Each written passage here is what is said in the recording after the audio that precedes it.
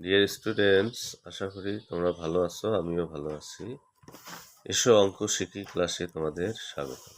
আজকে সপ্তম শ্রেণীর 3.2-এর 16 নম্বর অঙ্কটি তোমাদের দেখানোর চেষ্টা করতেছি। দেখো, 16 নম্বর অঙ্কটি তোমরা একটু লক্ষ্য করো। একটি চৌবাচ্চায় দুইটি নল আছে। প্রথম ও দ্বিতীয় নল দ্বারা যথাক্রমে 12 ঘন্টা ও 18 ঘন্টা খালি চৌবাচ্চাটি পূর্ণ হয়। দুইটি নল একসাথে খুলে দিলে খালি চৌবাচ্চাটি কত ঘন্টায় পূর্ণ হবে? এখানে দেখো যথাক্রমে আছে, মানে প্রথম নলটা খালি চৌবাচ্চাটা 12 ঘন্টায় পূর্ণ করে, দ্বিতীয় নলটা খালি চৌবাচ্চাটা 18 ঘন্টায় পূর্ণ করে। এটা খেয়াল। চলো আমরা এখন সমাধানে যাই। দেখো সমাধান। প্রথম নল 12 ঘন্টায় পূর্ণ করে একটি চৌবাচ্চা। প্রথম নল 1 ঘন্টায় পূর্ণ করে 1/12 অংশ, চৌবাচ্চাটির 1/12 অংশ। দ্বিতীয় নল 18 ঘন্টায় পূর্ণ করে একটি চৌবাচ্চা।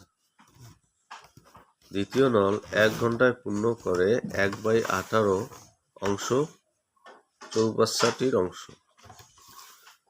দুইটি নল একত্রে 1 ঘন্টায় পূর্ণ করে, ভালো করে দেখো, তাহলে এর 1 ঘন্টা পূর্ণ করে যে অংশ, এর 1 ঘন্টায় যে অংশ পূর্ণ করে, তাহলে আমরা দুইটি নল যদি একসাথে ছেড়ে দিই তখন 1 ঘন্টায় পূর্ণ করবে কত অংশ সেটা দেখো।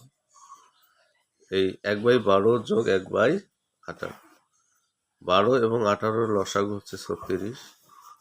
এই 12 দিয়া এই লসাগুটা ভাগ দাও, মানে এই হর দিয়ে ভাগ দিলে হয় 3। তার ওই ভাগফলটাকে লবের সাথে গুণ করো, 3 একে 3, এই প্লাস এই প্লাস। আবার এই 18 হর দিয়া 36কে ভাগ দাও, লসাগু ভাগ দাও, 3 18 দুগুণ 36, 3 বরং যেমন 36 হচ্ছে, এখানে 18 দুগুণ 36। তাই এই ভাগফলটা লবের সাথে গুণ দাও, তাহলে 2 একে 2, তাহলে 3 আর 2 যোগ করলে হয় 5/36। এখন 5/36 অংশ হলো। তাহলে দুইটি নল একত্রে 1 ঘন্টায় পূর্ণ করে 5/36 অংশ। এখন দুইটি নল একত্রে 5/36 অংশ পূর্ণ করে 1 ঘন্টা। এক বা সম্পূর্ণ, মানে সম্পূর্ণ চৌবাচ্চাটি দুইটি নলে একত্রে পূর্ণ করবে, সেটাই আমরা বের করতেছি। একবার সম্পূর্ণ অংশ পূর্ণ করে, তাহলে 1/, এই ভগ্নাংশটা হওয়া কথা, মানে 1/, এই ভগ্নাংশ। কিন্তু ভগ্নাংশ যদি থাকে গুণ দিয়ে উল্টি দিতে হয়, উল্টি দিয়ে এই যে 5টা নিচে আসলো, 36টা উপরে গেল। এখন এটা দিয়ে 5 দিয়ে ভাগ দিলে 36 একে তো 36 হয়, 5 দিয়ে ভাগ দিলে হয় 7 পূর্ণ 1/5 ঘন্টা। তাহলে আমাদের উত্তর হলো 7 পূর্ণ 1/5 ঘন্টা।